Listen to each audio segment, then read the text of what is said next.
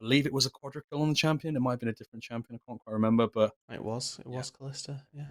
typical Either bans here. way, final ban still got those junglers, highly priced, highly touted. The Viego, the Lilia, the Wukong still all available. Whether Mirage opts to get rid of one of those, we'll have to wait and see. It's the Swain, in fact. So free reign of our jungle picks for Oplon. Shenfire opts immediately for the Wukong, says I will take that one quite nicely. It gives him a lot of team fight agency. But Mirage, they recognize the Lucian's still available. Lucian going to get locked in here, take their jungle pick of choice as well, and then likely take that Nami on 3 to shore up a very secure and safe bot lane. Yeah, and this is actually one of the first, well, not one of the first, but like one of the very few limited Lucians we're actually going to be seeing in the whole Hmm. tournament thus far. It's like been banned out an absolutely immense amount. I think it is the most banned champion. Wukong does come in at second, 21 bans thus far in all of our games. It's incredibly highly prioritized in this big ban phase. It can be flexed into mid, it can be flexed into top as well as that AD carry position. You can get the Nami here, it's still on the table. I wouldn't be surprised if they pick it up here. They don't necessarily have to. They can also use you keep the flex. Yeah, I think that the you go for Nami here and then you shore up your bot lane duo. The issue with Nami is that she needs Lucian, where Lucian doesn't necessarily need Nami, Yeah. if that makes sense. So taking the Nami here, it does kind of remove that flex that you were talking about, but I don't think that's an issue. I think that Lucian Nami as a bot lane duo is strong enough to get rid of that flex and say, you know what, I'll just take it, and then allow for this obviously very decent 2v2 to occur for Mirage. They've got this Viego as well, who's going to be a very good duelist to try and secure some early game leads, some advantages. But now Mirage have to turn their attention to the second ban phase, as do Oplon, and see where the solo lane bans are going to take you. Do you want to ban away the safe blinds, or do you want to ban away for a specific matchup that you're going to be opting for? Yeah, I think one of the benefits as well is you talk about the trade of sort of trade. We make a choice here for Mirage. They could use to flex it. They could shore up the defensive options. I think one of the benefits of locking in that bot lane is that you know that the Karma probably isn't going over to Peng. Hasn't played it this season. Hasn't played it the last season. Not known for flexing that into the mid lane in the same way that we see teams like Go in the LFL do, where they like to flex that into mid. You know that's in the bot lane in terms of your options. I think just getting that through the first ban phase is pretty crucial for them. It enables them to play towards that bot side, disable one of the win conditions that is Oplon. One of the shining lights of them is Z-Core on this AD carry on this bot lane. And being able to negate that is a really big deal, I think. Yeah, and the good thing about Oplon right now is that they actually have this Karma Flex pick. Yes, it's a very powerful 2v2 with the Ezreal, but they can also just eat a load of mid lane bans and then stick Peng on Karma duty. No, You no, could no. probably even go Rude double dude, you're Enchanter. not listening to me. He doesn't play Karma. It's not a flex. It could be, could be. You never know. Karma's not that difficult. I mean, fair enough. But Like he you doesn't can, play it. you can't say Karma's not a flex to support. You can't. I'm sorry. I'm not having that. That's just not a thing. So we'll allow that. But in their mid lane at the very least, okay, it's Azir that gets locked I'm in willing to bet first, you right? £500 million this doesn't get flexed, by the way. Oh, that's fine. But we can't say that it's not a flex No, no, no. pick. No, if you're a Like, man, take the bet right now. oh, let's not have that toxic masculinity here. Thank My you bad, very my bad. much. Sorry. Well, I think that whether it gets flexed or not, it's a very good bot lane pairing. It's the same thing with the Lucian, that you don't want to flex this Lucian away because it pairs so nicely. Don't expect it to be the case, but if Oplon felt like they could, they had that option to go for it. They're going to take LeBlanc into the Azir. So again, trying to secure some, or they kind of need to secure some early game leads here and pick themselves up this LeBlanc some sort of golden advantage, because I'm looking at this Oplon team right now and I'm not seeing a whole host of damage. They don't have that. They don't have that late game hyper carry that you would typically look towards. Yes, G-Core can perform admirably on an Ezreal. You can do a lot of damage and you can out DPS, but you need to be playing within an inch of your life on the Ezreal. You need to be hitting every single Mystic Shock, zero downtime in your abilities. And then we're looking at poke from the LeBlanc, a little bit of consistent damage from Fire in these team fights, but it's not that big ADC that you normally look towards. Yeah, absolutely. I think just analyzing the drafts that have come through here, I like the fact that in terms of the blind, they can have that default towards the Scion. I think Dalek, I really don't want to be rude to the fella, but he does a lot of damage to his own team in the early game in terms of some of the mistakes he can make. I feel like putting him on a champion like Scion negates a lot of the bleeding that you might suffer from the early game. And even if that bleeding happens, Sion's a champion. You can take a lot of damage from the laning phase, go down that CS. You're still going to be working towards that objective of getting to your items, getting to that certain point where you just scale up, especially on the durability patch. You reach 3k health like relatively quickly with that W passive spawning up and up, and it gives them a lot of stopping power. Um, how they interact with the enemy composition, though, Richard, I think is the important thing. Yeah, in fairness, they have some good interactions. But yeah, we'll have to wait and see, shan't we? Yeah, absolutely.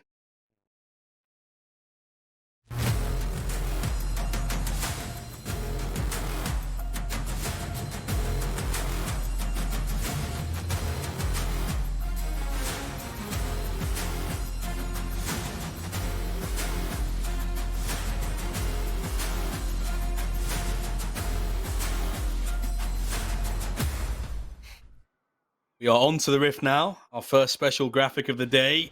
So you see both teams spawn in here, locked in their cages, emboldened and bastioned by the LFL flags behind them. Who will be winning this bottom of the table clash? It's going to be a gritty affair. Oplon on the chase for their first win. Mirage on the chase to shore up some options for themselves, only having one win on the tally thus far, 20% win ratio.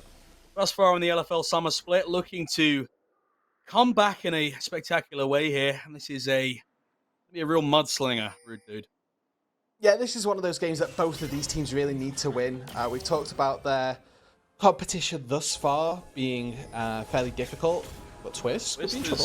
On Raxo. I think he quite knows that there's two people behind him, though. He will spot it on the sweeper now. Going to be walking away. Interesting. Now, I didn't quite catch. Raxo didn't start bubble, did he? No, I think he's okay.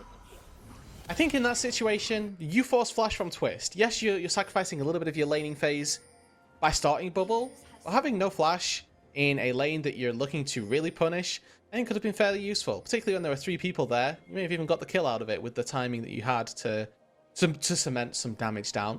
Either way, they do still have this very powerful lane, and they do secure a little bit of a health advantage going into the laning phase. Twist was able to recover most of it from going back to base, but still down an auto attack or so. It'll be Viego. Believe from the fact that from his intentions of starting blue, I think he just wants to get a feeling of where Wukong starts and then reverse clear downwards towards the bot side. You would be expecting him to be playing towards this Lucian Nami lane. I'm expecting that. You see an early buff to buff, or at least skipping one of these camps so he can rotate back down into the bot side. The Wukong is headed in the same direction. Yeah, I mean, the early game question mark certainly going to be here for our junglers. Whenever we see Lucian, Nami, Ezreal, Karma, they are lanes that just sort of demand this little bit of priority, a little bit of attention. So we would expect to see Memento try and reverse his clear, try and get back down there. Of course, this is completely on vision. Or not necessarily on vision, actually. It is lack of information is information in itself. The fact that we know that Memento isn't starting on his red buff means that Oplon can infer he started on the blue side, is going to path down toward that bot side, and at some point he's going to get spotted and at least known where the jungler is, whereas Oplon do have this completely hidden start where Shernfire has this sort of question mark for the time being.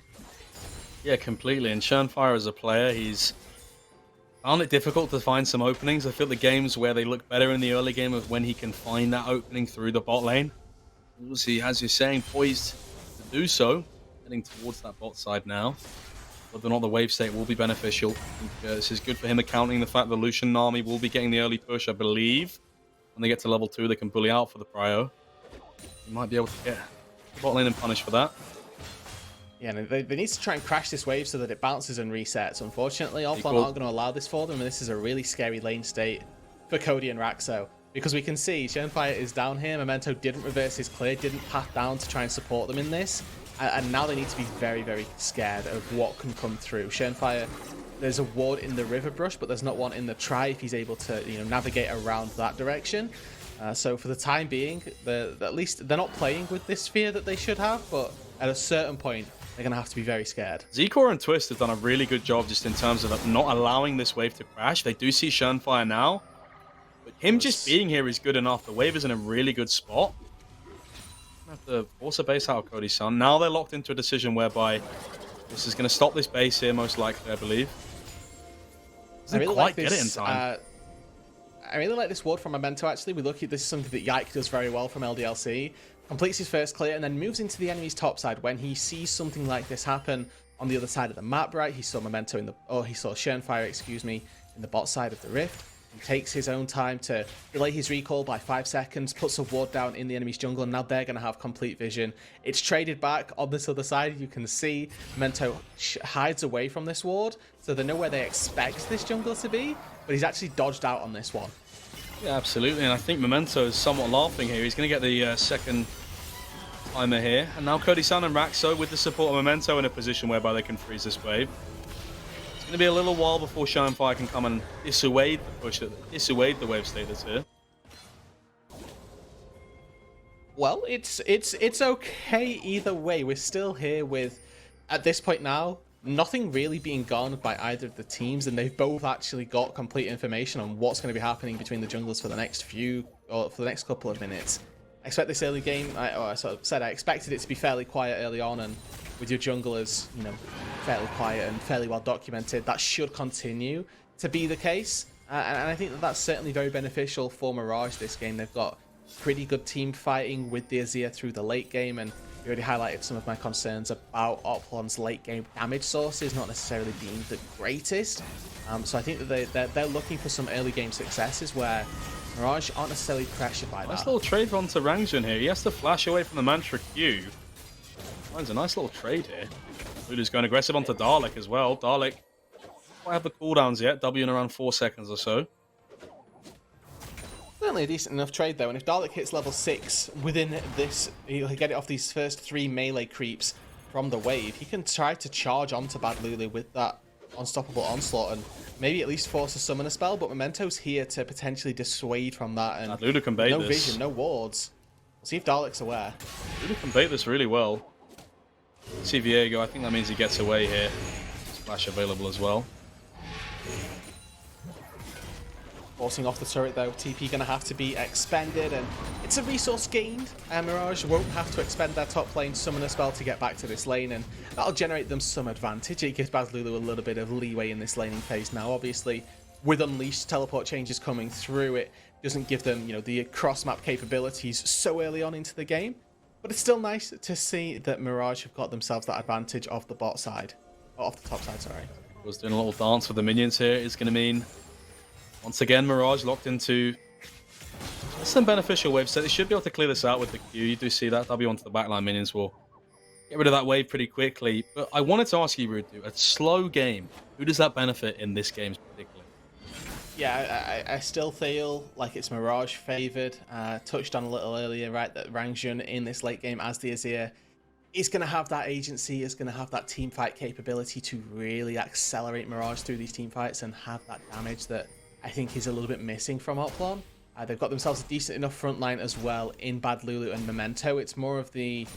they're going to be acting as the front line, but also dishing out fairly meaningful damage. So if Zeke or if Peng do get caught by that, then they're going to be a little bit worse for wear.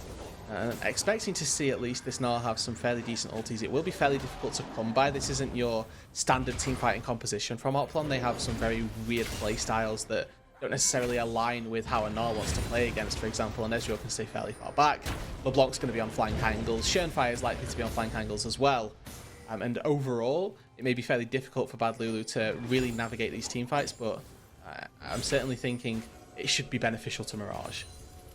Yeah, I think that's a fair point, all things considered. So in response to that, what do Oplon need to do? Is you're talking about how slow game benefits Mirage, where they can get to the point where this Azir scales up. You see a bit more agency in this early game. I feel like Schoenfire's diverted a bit of attention down to the bot lane, but the curling coming out. Twist. Doing nearly enough damage to pressure them away from this next wave.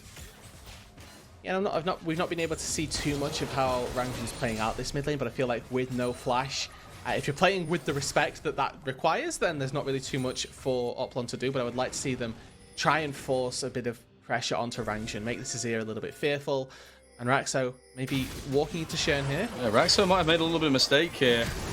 See Schoenfire use that W to avoid the bubble. He doesn't quite manage to do it. Kodi-san's going to have to flash any second now. He does. There's a fight off to the side here. Memento stuns. Dalek stops him from getting knocked up. Fight still continues. Schoenfire having burnt that ult. Failed to offer too much. He walks straight into Memento. Memento's going to get a reset here. Has to flash out. Schoenfire did have that W available. I mean, 3 flashes burned by Schernfire there. Gets both the bot lane summoner spells off Cody Sun, both the flashes as well. We see Schernfire forcing Memento's flash too. That's a really good set of plays for Oplon. It's a good baseline for them to build from. They've got 5 minutes now to try and capitalize on that. Utilize those flashes being down to generate themselves a set of leads through the next 5 minutes. And if they can do that, that's their way to start this game going in their favor. Yeah, and you spoke about how crucial it was that they abused these early windows, and that was really go time. That Mountain Dragon spawning, Rift Herald's off the table now. Obviously, Memento having taken that, expecting to use that in this bot lane. Got his attention there. Hopefully he can, try and get some gold onto this top lane as well. I think that if Bad Lulu can be this side lane split push threat, that really does not necessarily counter everything that Oplon are going to go for, but I think that the Scion in a side lane is certainly fairly exploitable as a mini-Gnar in particular. Build toward that Divine Sundera, you could potentially go full split push, go for like a Black Cleave, a Blade of the Ruin King, something along those lines, and try and just split them up quite nicely. There's that option then for Oplon to try and respond with Peng instead, but LeBlanc never really has the damage to one-shot a Gnar, and then War of Attrition can be fairly tricky. Rexo's running up here to get that little ward to spot out. He maybe thinks a diver's coming, but Memento is here, and Schernfire has started the dragon. It's down to about 2.4k now. Mid has move as well. Should be the first dragon of the game going over to Oplon. Nice little early advantage for them, stacking that. Maybe build towards a win condition. Memento's waiting in co here. Cody Sun's gone aggressive with the Carling, but again, not much damage. This needs to not look for an extended engage here because Memento is waiting behind here. Finds a chain. Just good cognizance from the Oplon bot lane there. Not stepping too far forward. Memento was ready to respond, and they just sort of absorb the damage that the Lucian is going for, and I think Cody ends up pumping out a fair amount back between the True Shot Barrage and some extra poke.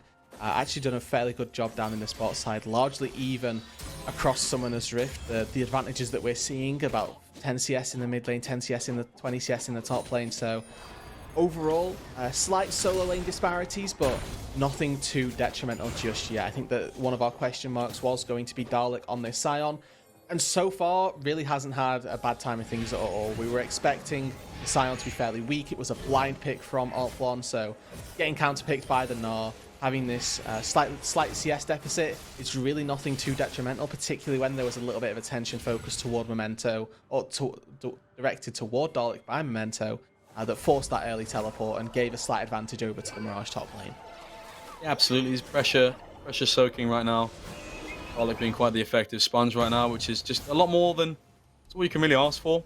I feel like the way that some of these early games have gone from Oplon, much more generous and just good signs coming out from Oplon to be able to get into this 12-minute mark. Relatively even, obviously trading down the Rift Herald for the Dragon. But at least they're having options. It feels like in a lot of these Oplon games, they just don't have the option. They have to take the bad decision every time that's forced upon them, but they're at least able to have a bit of agency in this game. As we go into this 12-13 minute mark, we touched on no real advantages being drawn, but those flashes are starting to come back up. The window of opportunity for Oplon is starting to elapse, and we're not necessarily seeing those advantages be generated. Memento now walks his way into the mid lane, places a Herald down, which is going to be a nice injection into Rangjun. First items to speak of currently, it's Cody Sun's Gale Force, which is all that there really is on the board for Mirage. There's a item or two for Oplon, right? That Crossfire Gauntlet plus the Essence Reaver being picked up for Dalek and Jiko respectively. If there was a fight to be had, then potentially could go Oplon's way, but it would require that 55 and really require some good navigation of the team fights, because as we're speaking about it, Memento goes back to base, picks up his Divine Sundera, and is now very much set up for a team fight. Yeah, absolutely. I just feel like for Team Oplon, they don't need to massively look for a 5v5 right now.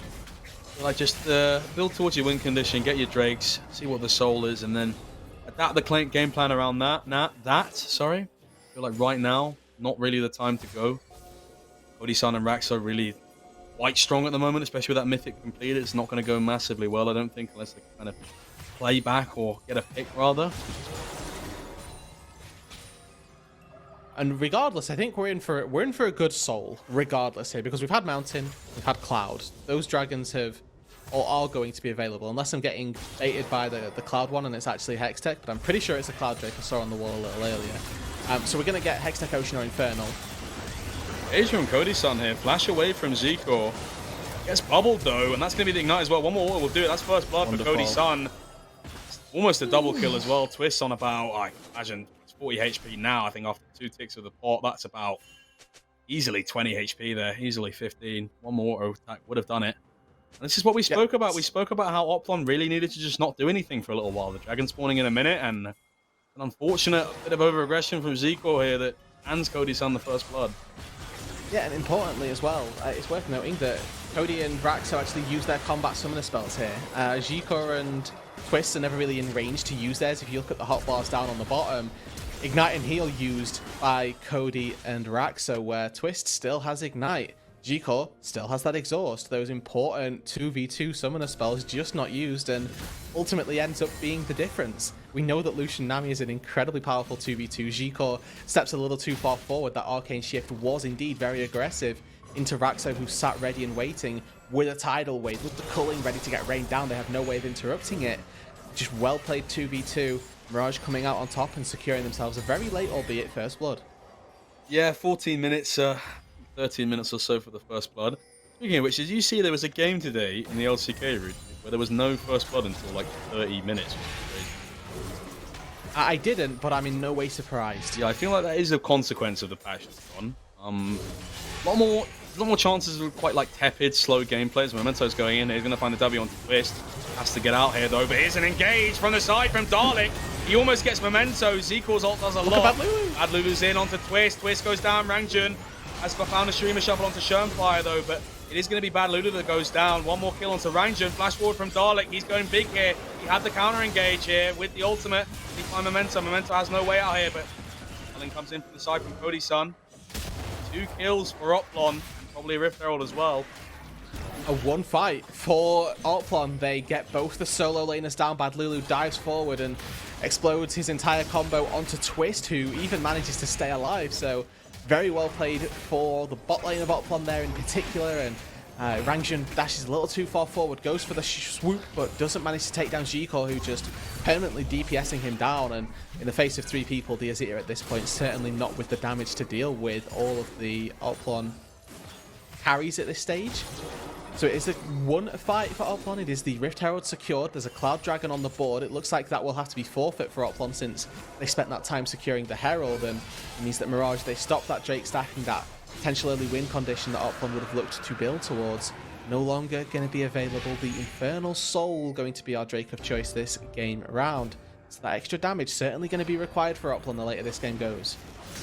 Yeah, completely. Talk about how unfortunate misstep there from Zico that thought it was a warning sign, a bit of a red flag for them. They do quite often. One mistake leads into another and snowballs, but they were able to bounce back here.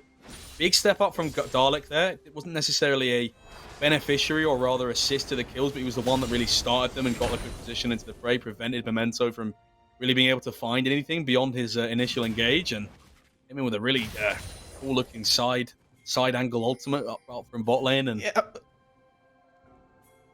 And this is that pinnacle of tanks, I think, at this point, right? That honestly, the 1 item spike of a tank is fairly scary. 2 items as well is certainly something to write home about, but we're still at that. Cody and Rangjun don't have the tank shredding items to get through Dalek. Memento probably their best bet with that Divine Sunderer trying to take him out. So far, at the very least, Oplon have got Dalek in the top side, who is actually a fairly big menace to the Mirage team. Needs to have so many people try to answer him.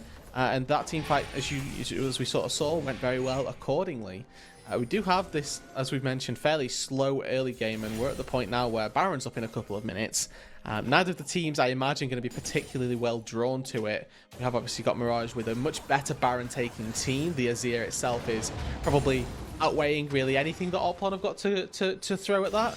But still, we need to see some more focus, turned rather, to these Drakes for Oplon. Need to try and secure themselves those souls and all that soul, and make sure they're still in with a chance as the game gets later and later.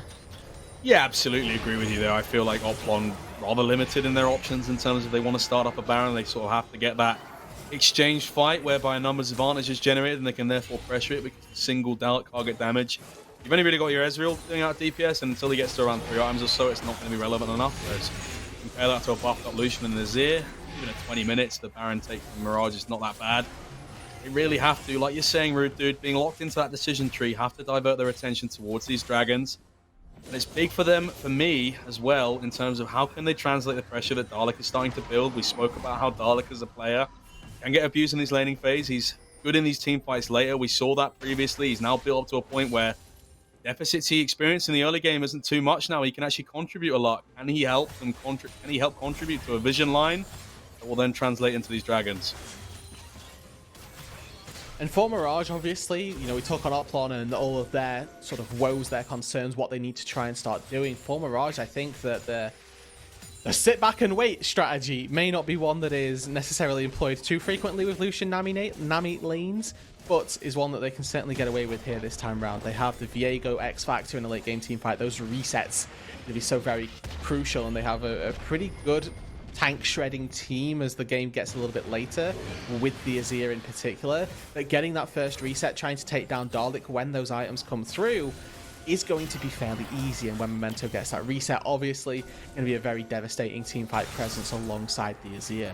So I think that, like I mentioned, them slowing the pace of the game down, potentially stealing away one of these extra dragons. They already did that first cloud, and that has really put them in a pretty good stead. It means that Soul's not spawning till 27 minutes roughly, and puts the clock on Oplon to really make some moves in the next few minutes for fear of being outscaled. Absolutely. See the Rift Herald comes out here. Pen goes in, tries to find engage onto Cody-san. Doesn't find a chain that would have potentially chunked him out there. Further push the next wave. Be the case though. I like some of the lane assignments that Mirage are doing. It's a similar thing that we saw Reaper do on the Azir yesterday against Oplon, whereby they just put the Azir against the tank. It's a lot more done in comparison. How's your Nart kind of be enabled in the side lane? Not much enabling going on thus far in terms of you know, the first turret of the game did fall at 19 minutes now. With this dragon spawning up in 30 seconds, Rude Dude, there's practically no vision on both sides. Both vision lines kind of more. I mean, Mirage doesn't really have one, to be honest with you, but what are you expecting to happen in terms of the openings for this dragon? Yeah, I think that the sort of establishing the control over this bot lane would have been fairly important. You can see that Rangjin actually TPs to ensure that, but Peng has gone for a roam instead of in a good position here. That bot wave. He finds a lot of a chunk, Ignite as well. Flash from Memento. Memento is now chunk for this. This is big. We spoke about this just previously. Not having that vision there means that Peng is able to slink his way in there, slither his way into the jungle. He's going to go over the wall now. Memento has to ult over the wall probably. He does not connect. It's going to be Azir who gets that Grom, but it should be Dragon for Oplon now, and we spoke about how important this is for their team. Yeah, get that early game soul and try and snowball that into team fight wins later on when your damage is not going to be so apt. Really good stuff by Peng. We sort of have praised him through the team fights, his ability to secure those kills and be that team fight monster, and one of the concerns that we had in one of their games in week 2 was we saw him on Anari with a lot of the gold and a lot of the resources of Oplon. Wasn't quite able to make those picks happen. This time round, he didn't find the pick. There was a missed chain and a flashed distortion, which would have potentially taken down Memento. But he's importantly doing the right things at the right times, getting the jungler chunked out to make sure that Oplon secured the dragon. This is what we wanted to see from him in weeks gone by, and that growth, that development from week to week is something I'm very excited by, to see if Peng can continue to level up, continue to elevate, and do these right plays, make the moves in the correct directions to secure the team's advantages. Absolutely. Well, that's going to be an engagement from Dalek here. Finds Memento. It's a nice curve. Memento has no flash, no ultimate. Which picks up the kill there. This should mean with the position now, we see Rangjin rotating into the mid, but this should be a mid lane turret for Oplon. Yeah, really good drift by Dalek. Makes his way into the mid lane and secures the kill onto the flashless, ultless Memento. All once again hemming back to Peng with those plays a little bit earlier on. Forced the flash, forced the ultimate, and made Memento essentially a sitting duck with no W to try and get over the wall. He was not able to escape.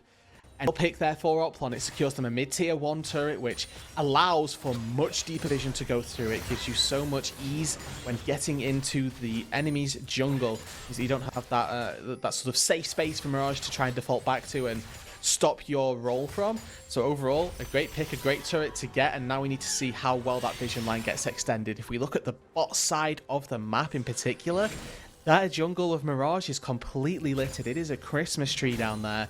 with wards in the lane as well, Oplon are more than ready, more than poised to make some plays on that bot side.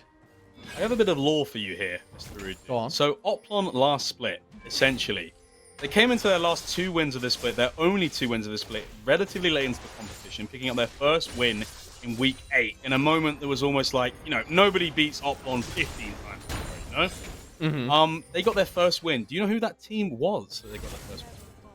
I'm going to guess it was Mirage. It was Mirage Elyandra, and now being Let's in a go. position whereby they're up 700 gold, it's not exactly a massive advantage. They obviously do have that. They are showing very positive signs, and I don't want to, hype them up too much. They've still got a long way to go to get to the finish line, but definitely showing better signs of life.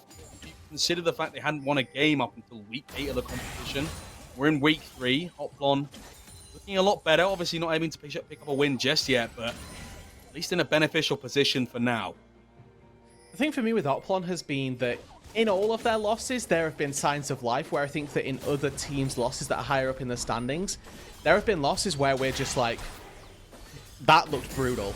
I don't think that any of the Oplon losses, outside of maybe their second game where they got actually dismantled by K-Corp, have looked necessarily, really bad.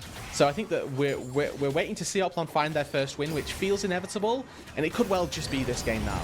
Yeah, absolutely. And I think one of the main key things is in so many of those defeats, it's the fact that the early game just falls to the wayside. It's the solo laners getting exploited, and then through jungle as well, they just get completely picked apart.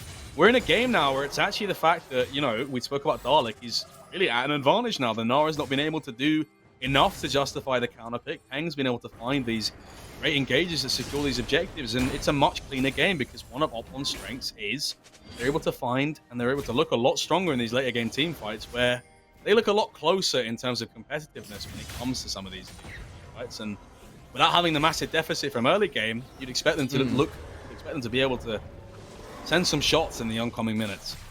Exactly. To really hammer home your point, all of the team fights that they seem to win are down 5, 6, 7,000 gold, where this time around they're up gold. It may only be 500 gold, but it is up in an advantage, and it is, by extension, not a detrimental position for them to be taking these fights and finding what is miracle fights for them. So them being in this position means that as this team fighting composition of players gets better and better and later into this game, the issues that we expect their composition to have are going to be the concerns, as opposed to the issue of, well, we're down 6,000 gold, let's see what we can do. Thus far, with the Drake spawning, Oplon have put a lot of control over these Drakes. They sacrificed one earlier for a Rift Herald, but now with Dalek here bolstering as this front line, Peng looking for these flanks. Let's see how the development of this dragon goes down. 10 seconds to go. Side lane's not in either team's favour particularly, and a good two-shot barrage is a good starting out to the Poke War. Oplon can play this about as slow as they want. It's very much on Mirage to stop this. The Pink does get moved a bit further. It is control here. This looks like it's going to get bursted down here. It's going to be a smite fight here. Who wins it? It is going to be Memento that gets it in the end here. Now Dalek, he gets onto Raxo. Peng's found Raxo. Memento's gone low as well. Cody Sun, he's on this side here. He takes out Peng. Bad Lulu has to be over the wall here. It's a 1-for-1 thus far. Dalek, equal ease in here. Rangjun does not have that streamer shuffle, but he does have an ultimate. It's a 1-for-1. Tepid aggression thus far. Alright, is there to stop them from going any further if they choose to. Dalek's going to flash forward E onto Rangjun. Yu is not going to find him. Heal comes out from Cody Sun as well. A little bit more power going forward now. Memento has that Hexdrinker prop before. It is a 1-for-1, but the dragon does get secured by Mirage.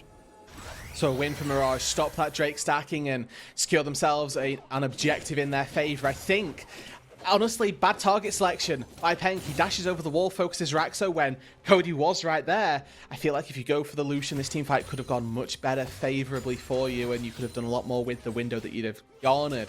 But Oplon securing that 1-for-1, and it's Mirage that come away with the lead, come away with the advantage, obviously securing that dragon. And Cody Sun really good on the sort of counter engage, I suppose, with Peng finding that flank, finds that different angle to come in from. But then as soon as he explodes all of his cooldowns, Cody says, well, you're just a mage with no cooldowns. I will quite happily dash on you, try and take you down, and does so successfully. So a really good sequence of plays from Mirage. They may even get this mid-tier 1 turret as well, not even needing Cody to dish out the final points of damage. Now all of tensions are turned up toward that Baron. Dalek has TP, Bad Lulu has TP, so these top laners going to be relegated down to bot lane, side lane duty. And you can see there were 3 control wards within very close proximity down on the bot side for Oplon just then. There still are, but they need to try and divert their attention, divert that line up toward this Baron now. Yeah, absolutely. They're going to be given a little bit of space to do so here by the resets from Rangjun. He's backing into base now. Going to be picking up that Lightning Jewel, going towards that Void Staff, also sells it for 2 pinks.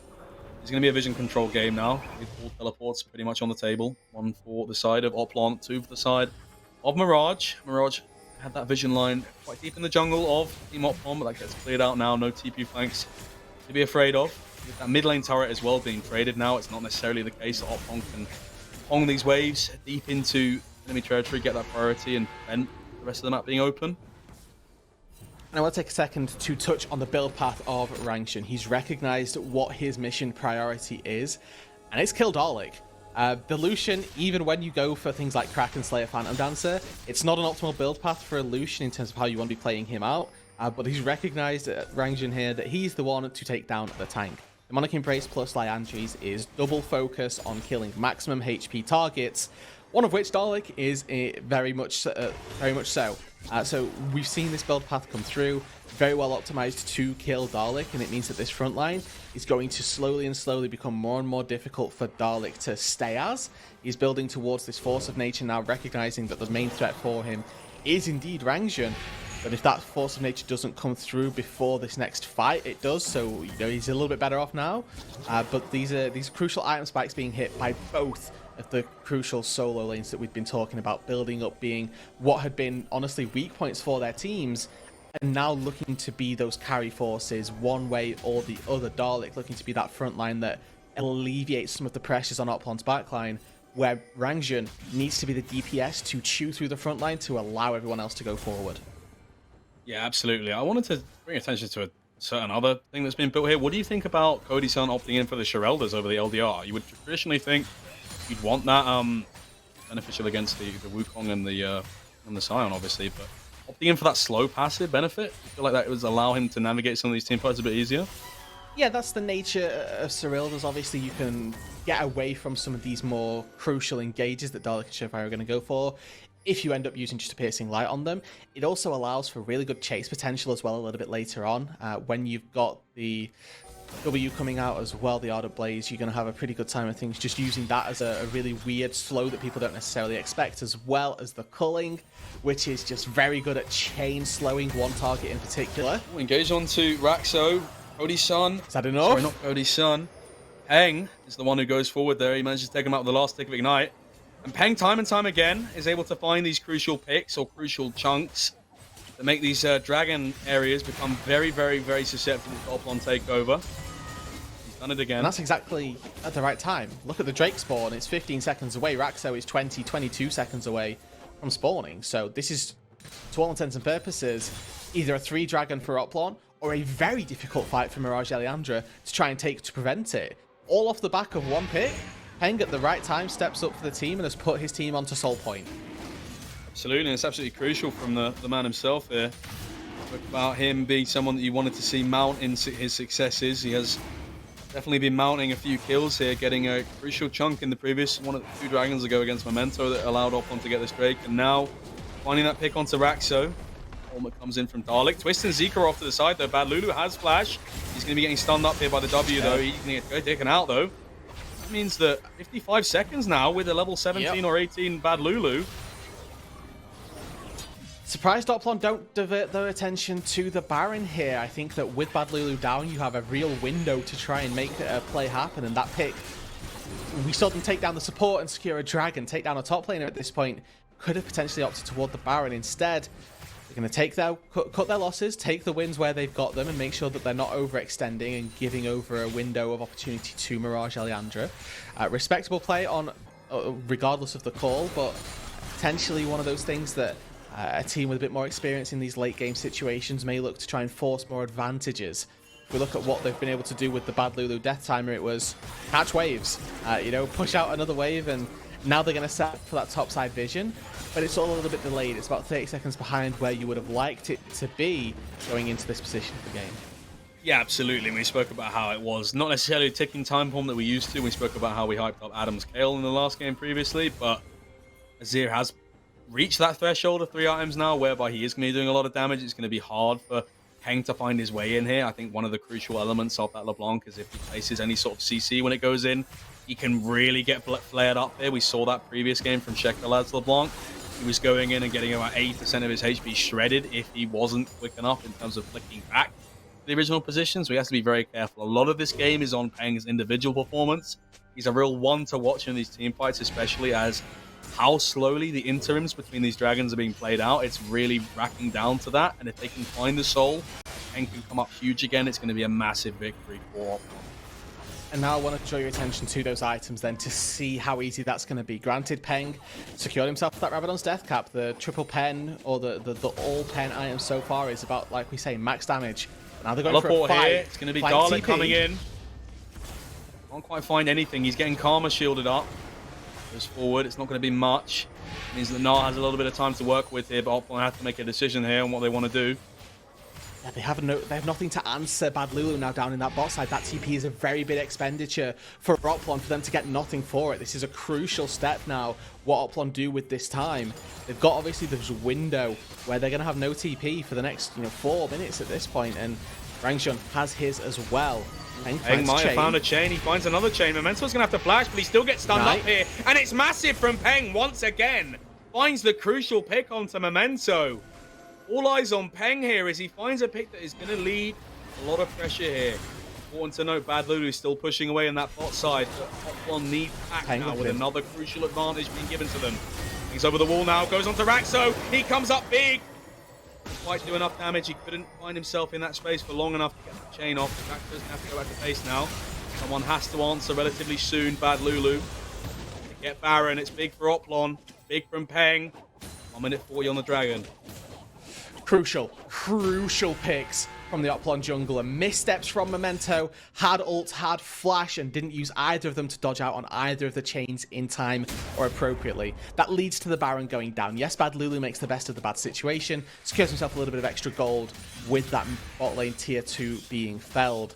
But now Oplon have got this Baron. They're going to be able to push in waves at a whim, at the drop of a hat. They will be able to then use those pushed waves to secure complete vision of this blue side jungle of Mirage, and then likely default back to this Infernal Dragon, which will give them the Infernal Soul, which was also only possible because of a previous pick that Peng made.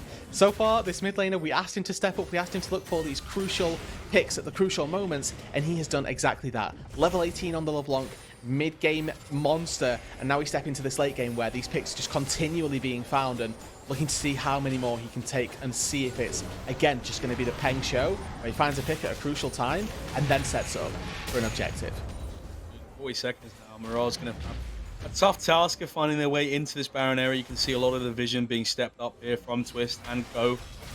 Look at the deep vision though. There's a pink ward in the red side jungle of Oplon. That's a potential flank TP for the Drake fight that's going to come through. But Oplon are doing a good thing here. They're just forcing everything under the turret, not giving Mirage an inch into their own jungle, and making sure that they're pushing and choking everything out. Absolutely. The pick of this tier 2 bot lane turret.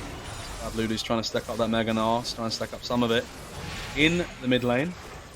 On the charge somewhat. 10 seconds now, 3 seconds, sorry. On that Infernal Soul, potentially, for Oplon. Bad Lulu has the Mega Gnar pretty much primed here off to the side. Whether or not he can get in is another question. Teleport comes out from the Azir. In base now, but Oplon have practically taken it already. Now they can try and get out here, or will they take the fight? Fire. Answer W backwards, a lot of damage onto Bad Lulu. Decore's in a good position here. Bad Lulu can't find a good ultimate.